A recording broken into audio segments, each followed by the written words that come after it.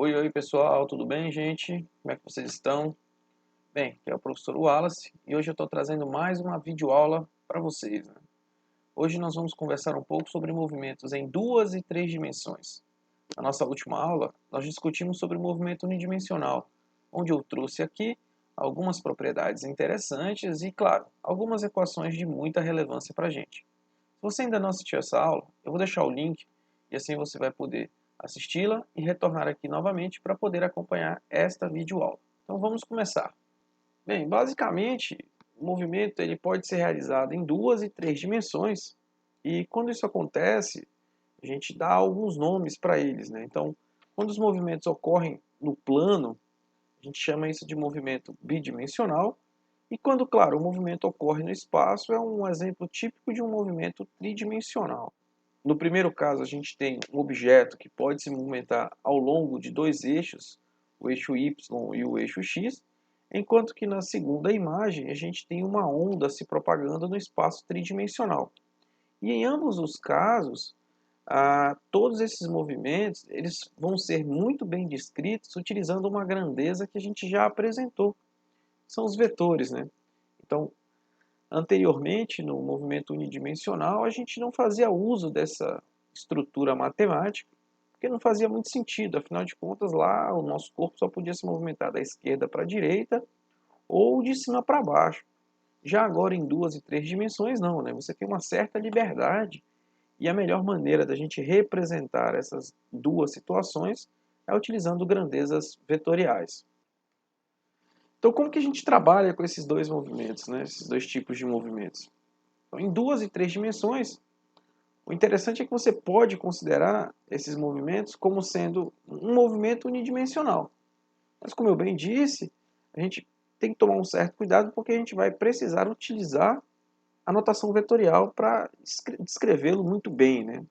Então, aqui não faz muito sentido a gente usar sinal de mais ou de menos, porque, como eu falei, a gente precisa também dar uma orientação de direção e sentido. Então chegou o momento da gente revisitar algumas definições que foram apresentadas no movimento unidimensional, mas agora a gente vai usar a estrutura matemática adequada, né, as grandezas vetoriais para descrevê-las. Então a gente vai falar um pouquinho sobre os vetores posição, velocidade e aceleração. Bem, quem é o vetor posição e o vetor deslocamento, né? Bem, a posição de um objeto ela vai ser descrita por um vetor, que a gente chama de vetor posição, que é um vetor R, e o deslocamento desse objeto ele vai ser definido como sendo a mudança na sua posição. Então observem que na nossa figura, aqui é um exemplo típico de um movimento bidimensional porque nós temos dois eixos que descrevem a situação, então você tem o eixo Y e o eixo X, e aqui eu reforço, né? Esse não é um gráfico de posição versus o tempo. Isso é a representação desse objeto se movimentando em duas dimensões. Então você tem uma trajetória que esse corpo descreve, pode ser uma trajetória pontilhada, e num certo instante de tempo ele se encontra na posição A e decorridos alguns segundos ele está na posição B. Então veja que para cada uma das posições existe um vetor associado a ele que a gente chama de vetor posição. Então esses dois carinhas aqui, esse e esse, são o que nós chamamos de vetor posição. E como a gente bem viu na nossa aula de grandezas vetoriais, a gente pode fazer a subtração desses dois vetores, e essa subtração do vetor final com o vetor inicial vai dar o nosso vetor deslocamento, que é esse objeto que aparece aqui para vocês. Então, observe que a gente está usando agora uma grandeza vetorial para descrever, localizar espacialmente a posição dessa partícula com dois vetores e também demonstrando o vetor posição, deslocamento. E o vetor deslocamento nada mais é do que a diferença do vetor posição final com o vetor posição inicial. E todas essas regras que eu estou mostrando aqui vale tanto para duas quanto para três dimensões. A diferença é que se nós tivéssemos uma terceira dimensão, nós teríamos um terceiro eixo para descrever essa situação. Tudo bem? Beleza, né? Então a gente definiu o vetor posição, a gente definiu o deslocamento, e como há uma mudança de posição, a gente aprendeu que, consequentemente, você tem uma velocidade, mas aqui agora a gente chama de vetor velocidade. Então a gente vai chamar de velocidade média. De novo, é os mesmos princípios que nós discutimos na aula passada. Então a velocidade média, ela de novo vai ser a razão entre o deslocamento realizado pela partícula e, claro, o intervalo de tempo decorrido. Então a gente calcula essa velocidade média através dessa expressão, ou seja, isso vai ser o vetor final menos o vetor inicial, dividido no intervalo de tempo. E esse vetor velocidade média, ele vai ter suas componentes. Então ele vai ter uma componente na direção y e mais uma componente na direção j. E a figura aqui ao lado mostra bem para a gente, né? Você tem um corpo se movimentando em um plano bidimensional, você tem a trajetória dessa partícula, bem como você tem a sua velocidade apontada. E você tem as suas duas componentes. Então veja que você tem uma componente na direção y, que aponta para cima, e uma componente na direção x, que aponta na horizontal. E claro, uma outra propriedade interessante é que esse vetor velocidade ele sempre vai ser tangente à trajetória. Então se eu desenhasse esse mesmo objeto aqui nesse ponto, a sua velocidade ela estaria apontada nessa direção. E ela teria de novo uma componente para cada um dos casos. Tudo bem? E assim como a gente tem a velocidade média, a gente pode de novo definir a velocidade instantânea. E a velocidade instantânea, ela é o limite da velocidade média quando o intervalo de tempo ele tende a zero. Então a gente revê novamente aquela definição, que a velocidade instantânea nada mais é do que a primeira derivada da posição com relação ao tempo. Então, se a gente olhar para a figura ao lado, a gente vai ver que à medida que o intervalo de tempo vai se diminuindo, observe que a posição da partícula final, né, descrita pelo ponto B, ela vai se aproximando do ponto A. E aí a gente vê que a velocidade, de fato, ela vai ficando tangente à trajetória. Existe uma... Bem, como eu já bem disse, né, quando tem uma variação de posição, a gente tem uma velocidade, e quando você tem uma variação da velocidade, você tem, consequentemente, uma aceleração. Então, nesse caso, no movimento de 2 e 3 dimensões, a aceleração média da partícula ela vai ser de novo determinada pela variação da velocidade no intervalo de tempo. Então a gente calcula a aceleração média como sendo dada por essa expressão. E de novo, a aceleração, gente, ela vai ter duas componentes. Ela vai ter um AXI mais um AYJ. E se nós estivéssemos falando de 3 dimensões, eu teria a sua terceira componente aqui, com a ZK. Tá? Então essa representação que aparece aqui do lado é a representação do vetor aceleração em duas dimensões, e bem como as suas componentes na direção vertical e direção horizontal. Então a gente pode ver dessa maneira. Por isso que é muito importante a gente trabalhar com grandezas vetoriais, certo? Se você chegou nesse ponto, ficou com alguma dúvida, pausa o vídeo, volta um pouco, assiste novamente. Não esqueça de sempre também estar com o seu material em mãos para que você possa acompanhar essa videoaula da melhor maneira possível. Anote sempre as suas dúvidas e não deixe de me perguntar. Coloque aí nos comentários também, ok? E certo.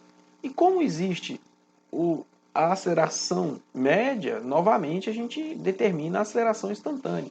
Então, a aceleração instantânea vai ser interpretada como sendo o limite da razão entre a variação da velocidade no intervalo de tempo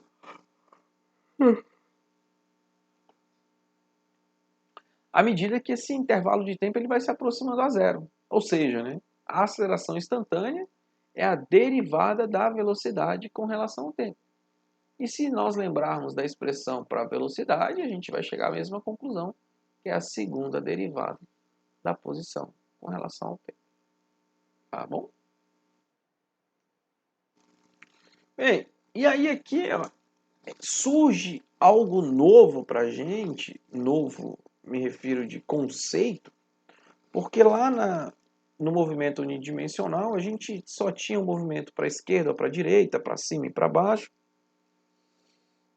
e lá a gente só olhava a variação do módulo da velocidade, né? Agora, quando a gente pensa em variação, a gente tem que pensar que nós estamos falando de variação de grandezas vetoriais. Então a gente pode variar apenas o módulo da velocidade.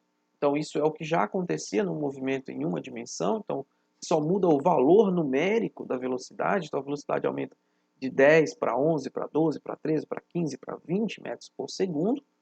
Mas como você tem partículas se movimentando no plano ou no espaço, você pode também mudar a direção e o sentido que essa velocidade ocorre, né? Então, ou você muda o módulo da velocidade, ou você muda a direção do vetor velocidade com o tempo e mantém o módulo constante. Então, você está fazendo uma curva com a velocidade constante, então a direção da velocidade ela vai mudando, mas o módulo vai permanecendo o mesmo. Ou você pode simplesmente mudar os dois. Você pode mudar tanto o módulo quanto pode mudar a, a direção e o sentido. E, claro, toda vez que você tem uma variação de velocidade, consequentemente você tem uma aceleração. Isso é uma consequência direta do estudo de corpos se movimentando. Então, novamente, então, para produzir aceleração em movimentos de 2 e 3 dimensões, ou você varia o módulo da velocidade, ou você varia a direção e o sentido, ou simplesmente você faz os dois, né? Você varia tanto o módulo quanto a direção e o sentido, ok? E aí eu trago para vocês aqui um teste rápido para ver se você entendeu o que eu estava dizendo a respeito de variação de velocidade. Nos veículos, nós temos três componentes que são bem conhecidos para a gente, né? O volante, o pedal do freio e o pedal do acelerador.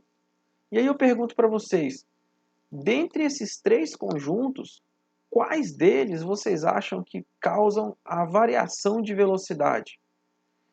Pause o vídeo, pense um pouco a respeito disso e responda aí nos comentários se você acha que são apenas um componente, dois componentes e três componentes. Logo mais eu trago a resposta para vocês. Certo. Agora que você já teve tempo de responder o nosso teste rápido, a resposta correta são três componentes. Afinal de contas, como eu bem disse, para que você tenha uma variação de velocidade, ou você muda o módulo dela, ou você muda a direção e o sentido, ou você faz essas outras duas situações. Nos carros, nós temos que os três componentes, o volante, o freio e a aceleração, são responsáveis por causarem uma certa mudança na velocidade. Espera aí, você vai entender um pouco melhor. O pedal do freio e o acelerador, para a gente é óbvio, porque eles causam uma variação no módulo da velocidade. Todas as vezes que você pisa no acelerador ou pisa no freio, você muda o comportamento do velocímetro. Você aumenta se você pisa no acelerador ou você diminui se você pisa no freio. Isso é uma mudança do módulo da velocidade. Por outro lado, o volante ele serve apenas para alterar a direção e o sentido com que esse carro está se movimentando. Então ele altera a direção e o sentido da velocidade. Por isso ele também é um causador de variação da velocidade. Logo, você pode dizer que o carro tem três aceleradores, entre aspas. A gente tem o pedal do acelerador e o pedal do freio para alterar o módulo, e você tem o volante para alterar a direção e o sentido. Beleza? Agora que nós compreendemos as definições básicas de movimentos ocorridos em duas e três dimensões, chegou o momento de nós estudarmos um movimento bidimensional sujeito a uma aceleração constante. O movimento em duas dimensões ele pode ser modelado como dois movimentos independentes em cada uma das direções perpendiculares associadas a cada um dos eixos. Então, qualquer influência que ocorra em uma dessas direções, ela não afeta o que ocorre na outra. Então, veja, Na nossa primeira figura, nós temos uma partícula que se desloca com uma velocidade constante na direção x. Então, ele tem um Vx constante. Então, veja que ao passar do tempo, esse objeto se desloca única e exclusivamente ao longo do eixo x. Já na segunda figura, introduzimos uma velocidade constante na direção y. Veja o que acontece com o corpo. Ele continua se deslocando na horizontal, porém, ele também tem um deslocamento na vertical, né? Então veja que essa combinação de movimentos vai produzir esse deslocamento ao longo dessa diagonal. Então aqui o corpo tem uma velocidade na direção y e uma velocidade na direção x, causando uma velocidade resultante nessa direção. Ok?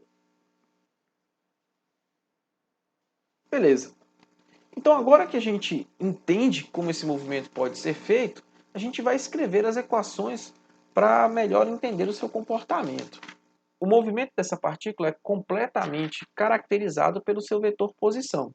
Então, o seu vetor posição R, um R, que é um xi mais um yj, onde esse x e esse y são valores das coordenadas da posição da partícula em algum lugar.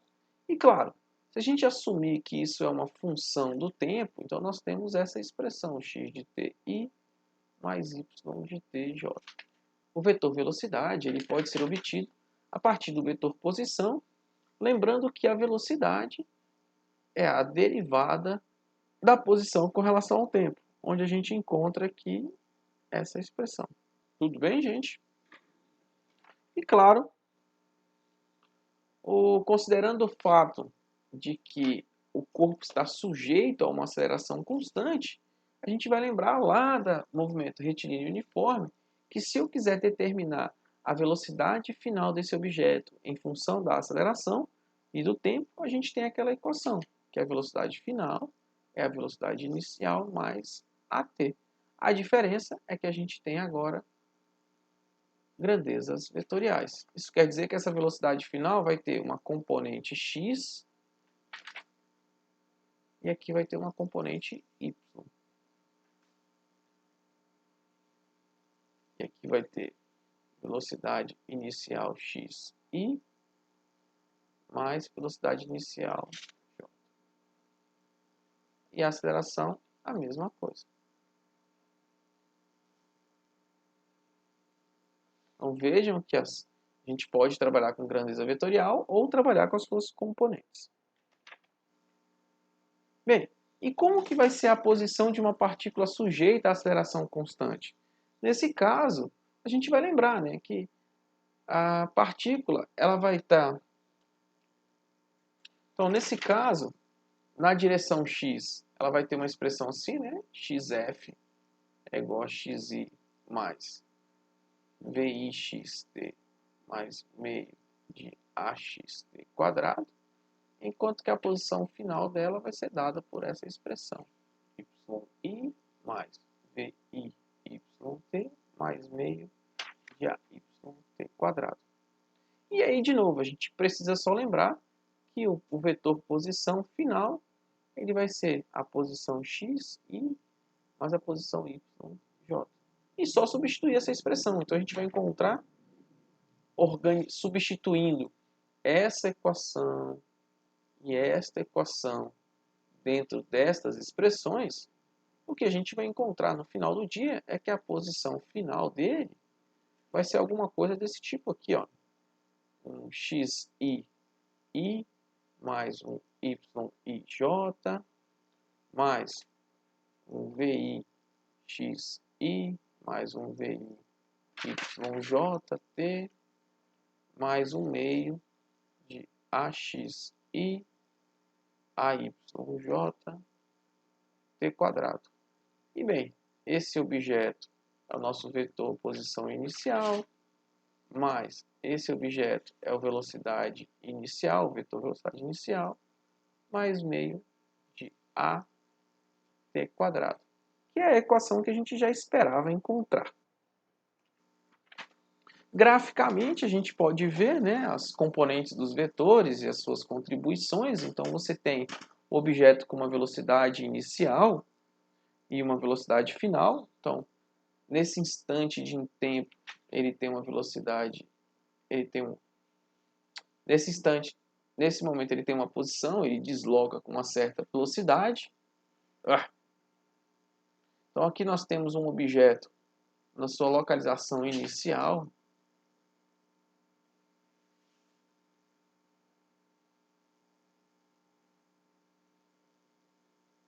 Então, a gente tem um objeto na sua localização inicial e ele termina na sua posição final. E ele realizou isso com uma certa aceleração. Então, aqui ele tinha essa velocidade inicial, ele chega a esse ponto com uma velocidade final. Então, a gente vê que nas duas direções o movimento ele é movimento retilíneo uniformemente variado. Tudo bem?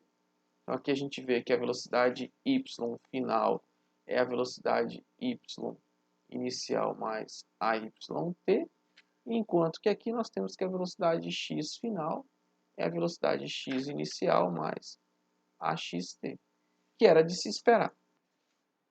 Já a posição, novamente, a gente vê a mesma coisa, né? Você vai ver que a posição final y, ela vai ser a soma desses três pedaços. Então, você tem posição y mais VYIT mais meio de AT quadrado. E aqui no x você de novo tem a mesma expressão. Mais VIXT mais meio de AXT quadrado.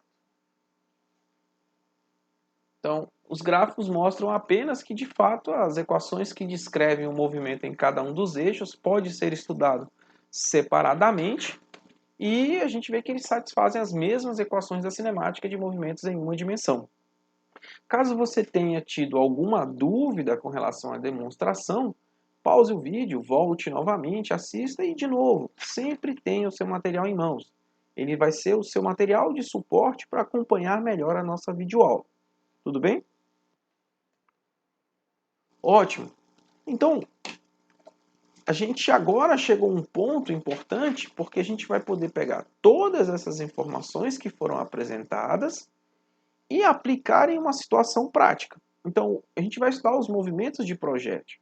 E este é um exemplo de um movimento bidimensional, mas aqui a gente tem que levar em consideração algumas condições adequadas para descrever melhor o movimento. Então, o que é um movimento de projétil, né? É um objeto que pode se mover nas direções x e y simultaneamente. Afinal de contas, esse é um movimento que ocorre no plano. E a forma de movimento bidimensional com qual a gente vai lidar, ele é chamado de movimento de projétil. E esse não é um movimento muito estranho para vocês. Com certeza todo mundo aqui já teve um joguinho no celular onde já jogou todo mundo tem esse jogo.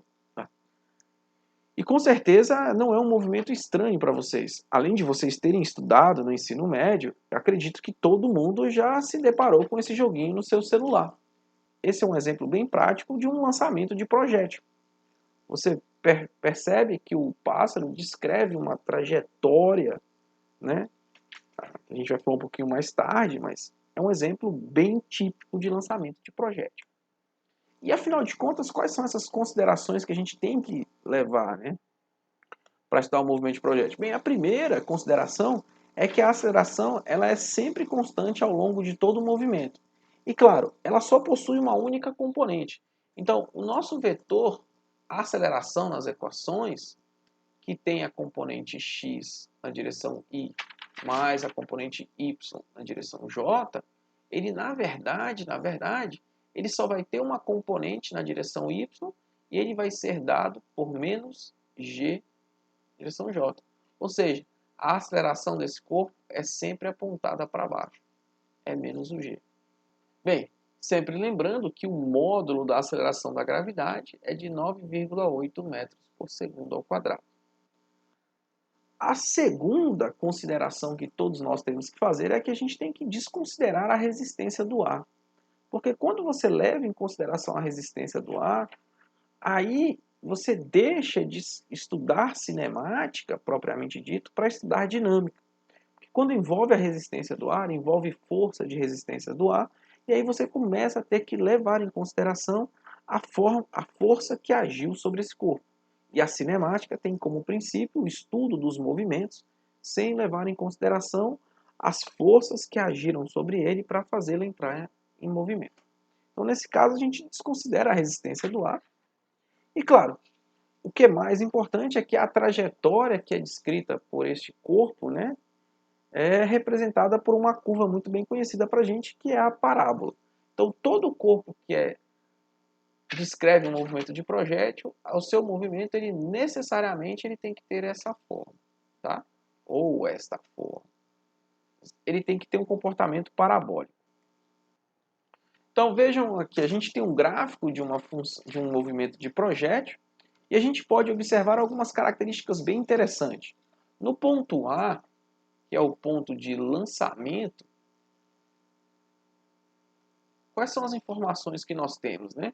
Esse objeto ele é lançado com uma velocidade com um certo ângulo de lançamento, θ. Então veja que esse objeto ele tem uma velocidade inicial e essa velocidade inicial ela tem as suas componentes, ok? No ponto B ele já tem uma outra velocidade com um outro ângulo com relação à horizontal e as suas componentes. No ponto C, a componente vertical ela é zero, porque aqui você observe que ele chegou no ponto mais alto da trajetória. Continuando, ele tem no ponto D, aqui a componente permanece constante, né? Então é interessante observar que, como nós assumimos que a aceleração ela sempre é apontada para baixo, né? O movimento na horizontal ele vai ser sempre com uma velocidade constante. Então, as setinhas da velocidade na horizontal sempre permanecem com o mesmo valor. Então, na horizontal, nosso movimento é retilíneo e uniforme, enquanto que na vertical é um movimento retilíneo uniformemente variado. Então, aqui a velocidade está apontada para essa direção, com essa velocidade constante e essa daqui vertical, e ele chega no ponto E com uma certa velocidade final também. Bem, mas e como ficam as equações de movimento para esse caso, né? Então, basicamente, você tem que levar em consideração que você tem dois eixos. Você tem o eixo horizontal, ou o eixo X, e aqui você tem o eixo vertical, o eixo Y.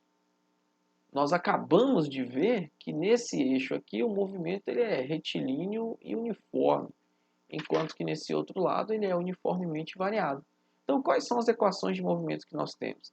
A primeira é que a velocidade dele, né, a velocidade x, ela vai ser sempre constante e vai ser dada pela velocidade x inicial.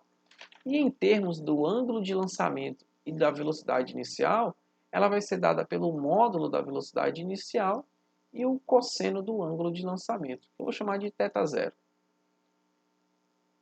A segunda equação que a gente tem é a equação horária da posição, né? Então, a posição final é igual à posição inicial mais velocidade inicial xt. E aí a gente considera, porque como ele partiu da origem, então esse xi é zero. E essa velocidade inicial a gente já viu. Então aqui vai ficar módulo da velocidade inicial, cosseno do ângulo, vezes o tempo. Então do lado do eixo x, essa é a única equação que a gente tem, além, claro, de lembrar da componente da velocidade inicial no eixo x. Já no outro eixo, no eixo y, nós temos que a primeira consideração a ser feita é que a aceleração nessa direção ela é dada por menos g. A velocidade final y, ela obrigatoriamente vai ser a velocidade inicial y menos gt, onde essa velocidade inicial ela vai ser o módulo da velocidade inicial, seno do ângulo de lançamento, menos gt. E, claro, a posição final dele vai ser a posição inicial, mais velocidade inicial yt, menos meio de gt quadrado. E, de novo, no lugar desse objeto aqui, você sempre pode substituir essa expressão. Além disso, como ele partiu da origem, a gente considera que esse objeto é zero. E, portanto, nós temos uma equação para a posição final, que é a posição final igual a VI seno de θ0t menos meio de gt quadrado. Temos um outro conjunto. Se você ficou com alguma dúvida com relação às demonstrações das equações, esse é um ótimo momento para você parar o vídeo, dar uma olhada no seu material de estudo e, claro, rever essas partes que você teve alguma dificuldade. Tudo bem? Agora, a gente vai tirar um resultado muito interessante e curioso, porque uma das considerações que eu fiz é que o movimento de um projétil ele sempre tem que descrever uma trajetória parabólica. Mas por que tem que ser uma trajetória parabólica e não uma outra trajetória qualquer? Esse é um resultado direto das equações de movimento. Então, veja, nós temos de um lado nós temos o eixo x, com o movimento retilíneo uniforme, e do outro nós temos um movimento retilíneo uniformemente variável no eixo y. E de que modo a gente poderia ver, então, que a trajetória descrita é parabólica? Bem, basta que você isole nessa equação o tempo. Então, basta a gente isolar o tempo nessa equação, onde a gente encontraria que o tempo é a posição final sobre o módulo da velocidade cosseno de θ0. Então a gente pega essa informação aqui e substitui ela dentro dessa expressão. E aí, se você fizer isso, aonde tiver o tempo, você coloca esse valor que nós encontramos. O que vocês vão encontrar depois de manipular as expressões e tudo mais? A gente vai encontrar o seguinte resultado. A posição final dessa partícula ela vai satisfazer uma equação desse tipo.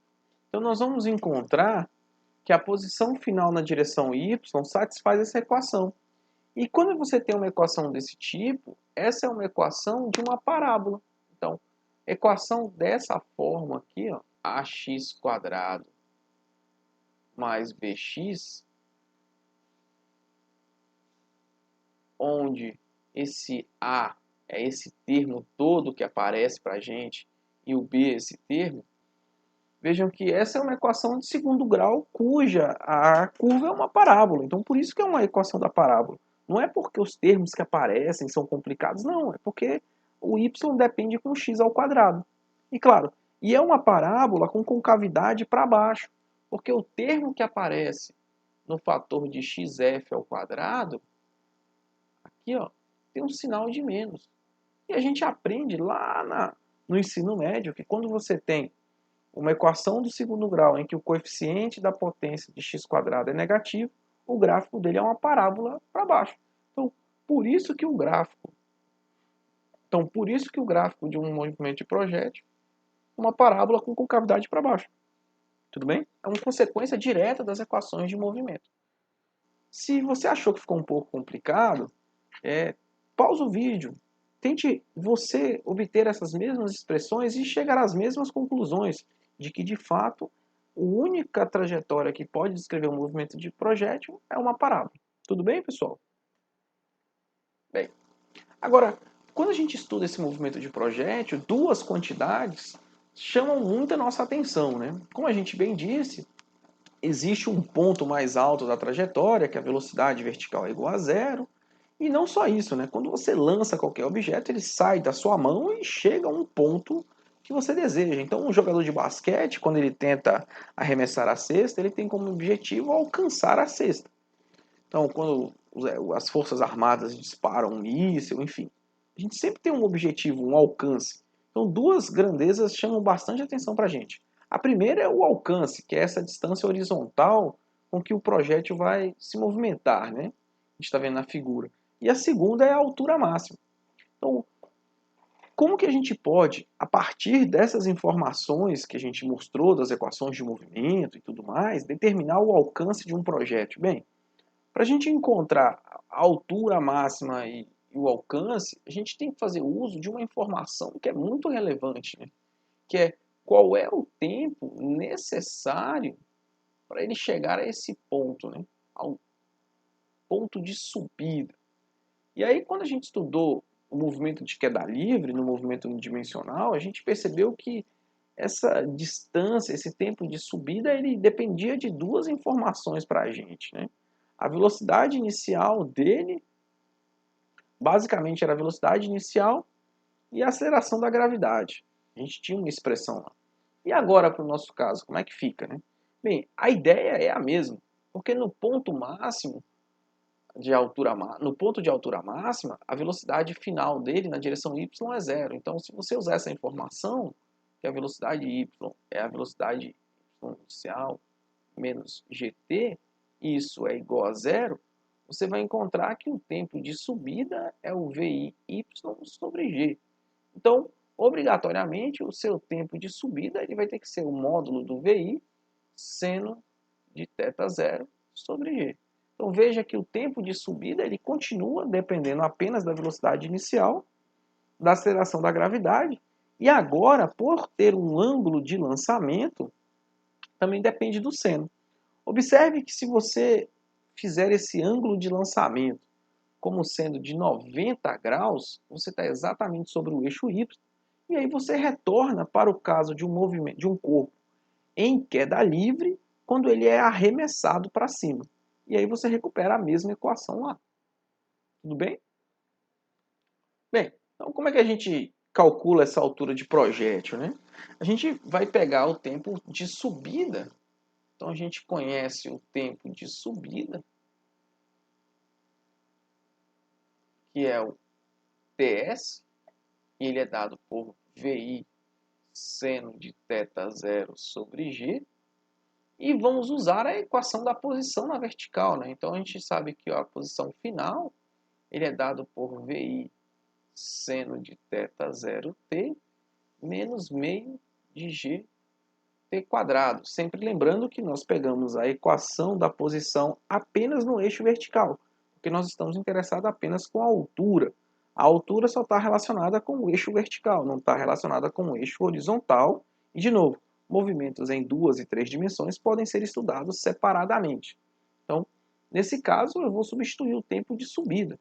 E ao fazer isso, eu vou encontrar que quando eu substituir esse tempo de subida aqui dentro e aqui dentro, essa posição final ela vai ser chamada de altura máxima. Então, a altura máxima ela vai ser dada por VI seno de θ0, que multiplica VI seno de θ0 sobre g, menos meio de g VI seno de θ0 sobre g ao quadrado. E aí você organizando os termos, simplificando o que precisa simplificar, você vai encontrar que essa altura máxima ela vai ser VI ao quadrado, seno ao quadrado de θ0 sobre 2g. Então, de novo, a altura máxima ela só depende da velocidade inicial, do ângulo de lançamento e da aceleração de gravidade. Tudo bem? Ela não traz nenhuma informação acerca da massa do corpo. Agora a gente pode encontrar também o alcance máximo do projétil, né? Como? O alcance máximo é aquela posição horizontal onde o objeto caiu. Então, como que eu determino isso, né? Bem, o ponto onde ele caiu eu tenho que levar em consideração dois tempos. O tempo que ele levou para subir. Então, quando ele é lançado, ele descreve uma trajetória parabólica. Observe que no ponto mais alto, aqui é a altura máxima, a gente já sabe como calcular. E para ele chegar a esse ponto, ele gastou o tempo de subida. Então, desse ponto até aqui, ele gastou um tempo de subida. E como não tem resistência do ar, o tempo de descida dele, obrigatoriamente, tem que ser o quê? Igual ao tempo de subida. Então, o mesmo tempo que ele leva para subir, é o mesmo tempo que ele leva para descer. Afinal de contas, não tem atrito. Então, nesse caso, o tempo total da trajetória vai ser 2 vezes o tempo de subida. Então, ele vai ser 2 VI seno de θ0 sobre g. E aí a gente pode utilizar a equação horária da posição do eixo vertical, que é o nosso XF. Então, o XF ele nada mais é do que o VIX,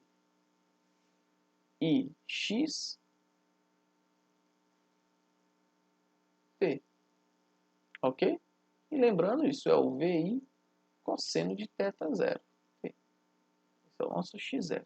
Então, quando eu substituir o tempo total aqui dentro, a minha posição final ela vai ser chamada de alcance.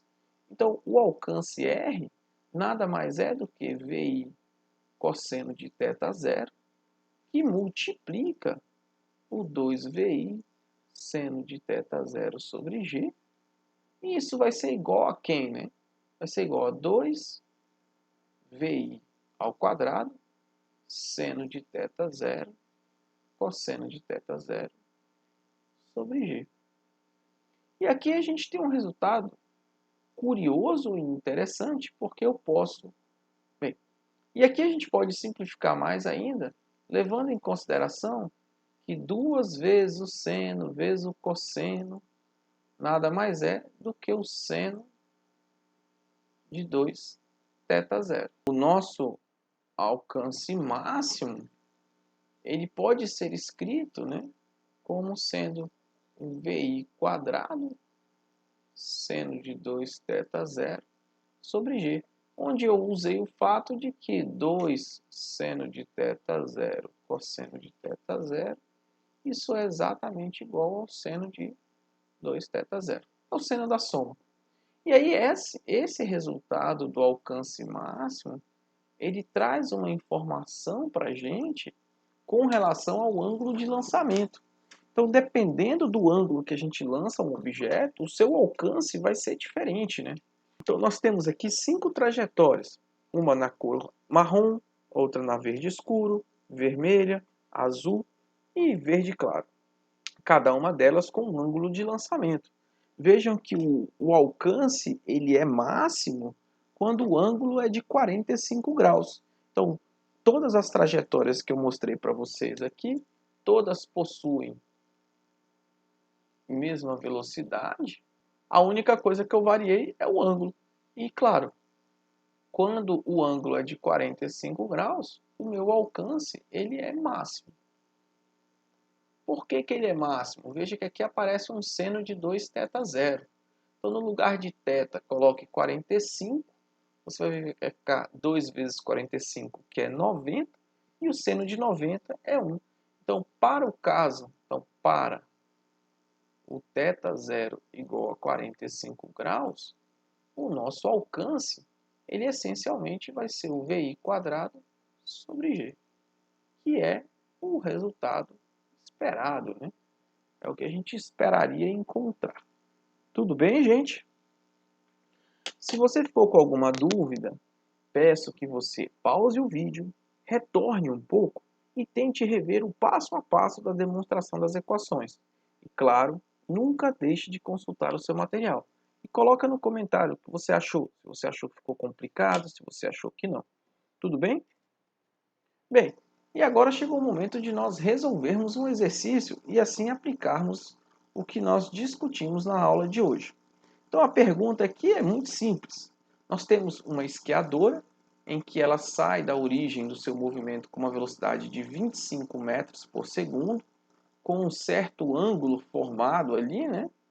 E então ele tem um ângulo de lançamento com relação a essa distância que ela percorre, e a gente quer encontrar o ponto que ela chega. Então, pause o vídeo, pause o vídeo e tente você a resolver essa equação. Logo mais, eu volto aqui trazendo a nossa solução, ok? Então, pessoal, agora chegou o momento da gente resolver o nosso exercício e descobrir onde finalmente a nossa esquiadora irá pousar. Então, observem que o movimento em si trata-se de um movimento de projétil. Basta você verificar que a trajetória descrita pela nossa esquiadora é uma trajetória parabólica. Para a gente poder descrever esse movimento, é interessante que a gente colete as informações acerca das velocidades iniciais para que a gente possa escrever as equações de movimento. Para que a gente consiga obter essas informações adequadamente, é importante que a gente adote um sistema de referência. E para isso, nós vamos considerar que o ponto do salto dela é o nosso ponto de origem. Então, se nós fizermos um sistema de referência no ponto de origem do salto, nós vamos observar algo interessante. Nós vamos observar que a velocidade com que ela salta, ela está orientada única e exclusivamente na direção x do movimento. Diante disso, a gente pode escrever exponentes da velocidade serão na direção x, então a velocidade inicial x vai ser essencialmente 25 metros por segundo. E a componente da velocidade na direção y, ela vai ser zero. Então, agora, depois que ela realiza o salto, ela descreve uma trajetória parabólica alcançando um ponto de pouso. E a gente quer exatamente descobrir qual é esse ponto de pouso. Então, esse ponto de pouso, ele vai ter uma coordenada x final e uma coordenada y final, que são exatamente o tamanho desses lados do triângulo. E para a gente poder escrever esses lados, a gente pode utilizar uma relação trigonométrica, porque esse ângulo que ele salta é esse mesmo ângulo aqui embaixo. Então a gente pode escrever o seguinte, que o x final ele vai ser dado por essa distância d vezes o cosseno do ângulo φ. Enquanto que o y final ele seria dado por d seno de φ. Mas observem que a nossa origem encontra-se aqui. E o ponto de pouso está abaixo da nossa origem. Isso quer dizer que a coordenada vertical dela vai ter que ter necessariamente um sinal de menos. Já a coordenada horizontal não, porque ela está à direita no eixo horizontal e não à esquerda. A posição final na coordenada y está abaixo e não acima do nosso sistema de referência. Então nós temos um conjunto de informações adequadas para escrever as equações de movimento para esse caso e assim determinar quem é a localização do ponto de pouso. Então vamos conferir. Agora que nós já sabemos essas informações, podemos retornar às equações de movimento, tanto para o eixo x. Então no eixo x nós temos a única equação, né, que é xf igual a velocidade inicial x vezes o tempo. E aí a gente basta substituir, né? Então a gente pode colocar aqui um d cosseno de φ igual a velocidade inicial x vezes o t. E logo a gente pode encontrar que o tempo aqui nada mais é do que um d cosseno de φ sobre a velocidade inicial na direção x, que a gente viu que vale 25 metros por segundo. E por outro lado, a gente vai ver que no eixo y nós temos a equação horária da posição, né? Que é a posição final, a velocidade inicial na direção y vezes o t, menos meio de gt ao quadrado. Lembrando que a velocidade inicial de lançamento na direção y é zero, a equação horária ela vai tomar a forma y de f igual a menos meio de gt quadrado. Onde esse nosso yf nada mais é do que menos d seno de φ. Então, observem que nós utilizamos as informações acerca do problema e encontramos inicialmente uma expressão do tempo necessário para que a esquiador alcance aquele ponto de pouso.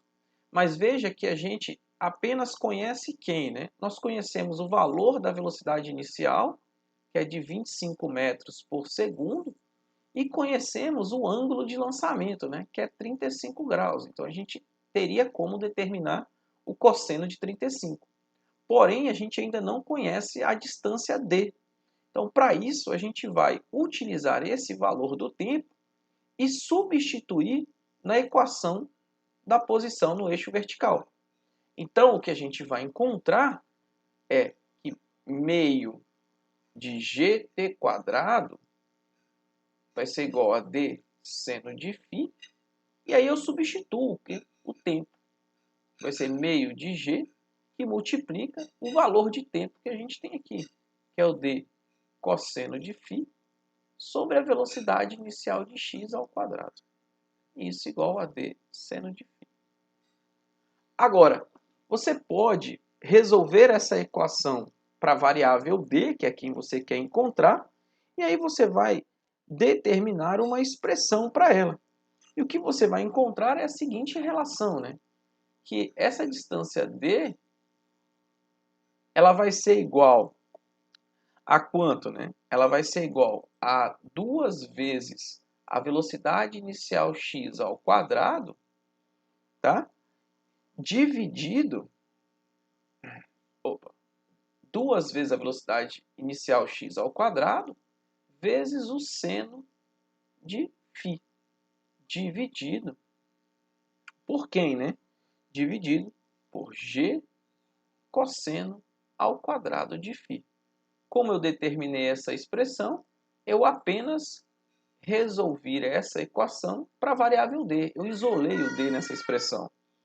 Então, agora, substituindo os valores que nós conhecemos, então vou até usar outra cor para ficar mais fácil de identificar, substituindo esse ângulo por 35 graus, esse ângulo por 35 graus, o valor da gravidade por 9,8 e o valor da velocidade por 25 metros, mas lembrando que aqui nós devemos levar o 25 ao quadrado, o que a gente encontra, né? A gente vai encontrar que essa distância d, ela vai ter o valor de aproximadamente 109 metros. 109 metros. Agora que nós encontramos a distância d, a gente pode retornar para a expressão aqui e lembrar, né? A gente consegue achar o valor de x final e o y final. Então, o que nós temos é que a distância ela era de 109 metros, mas a gente viu que o x final, ele essencialmente é o d cosseno de φ, ou seja, 109 vezes o cosseno de 35 graus, e isso vai dar aproximadamente 89,3 metros. Essa é a coordenada x final. Já a coordenada y final vai ser dada por menos d seno de φ. E substituindo, a gente vai ter menos 109 vezes o seno de 35 graus. Logo, você vai encontrar um resultado, utilizando a sua calculadora, de menos 62,5 metros. E assim a gente determinou o local exato do pouso da esquiadora. Ok?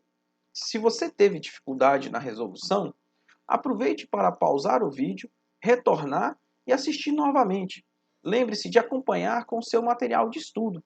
E não esqueça de deixar nos comentários se você acertou ou se você não acertou o resultado. E assim chegamos ao final da nossa aula de movimento em 2 e 3 dimensões. Você aprendeu nesta aula que podemos caracterizar o movimento através de vetores posição, velocidade e aceleração. Vimos também que o movimento em 2 e 3 dimensões nada mais é do que uma combinação de movimentos unidimensionais em cada um dos eixos, podendo ser tratados de forma independente. Além disso, vimos que existe um caso particular de movimento em 2 dimensões que pode ser tratado de maneira simplificada, o movimento balístico, onde conseguimos determinar o alcance máximo e a altura máxima alcançada. E na nossa próxima aula, voltaremos a falar de movimento em 2 e 3 dimensões, mas o nosso foco vai ser o movimento circular uniforme e também falaremos de aceleração, tangencial e radial. E por fim, vamos falar de movimento relativo. E é isso, pessoal. Espero que vocês tenham gostado dessa aula e não deixem de colocar no comentário o que acharam. Até a próxima!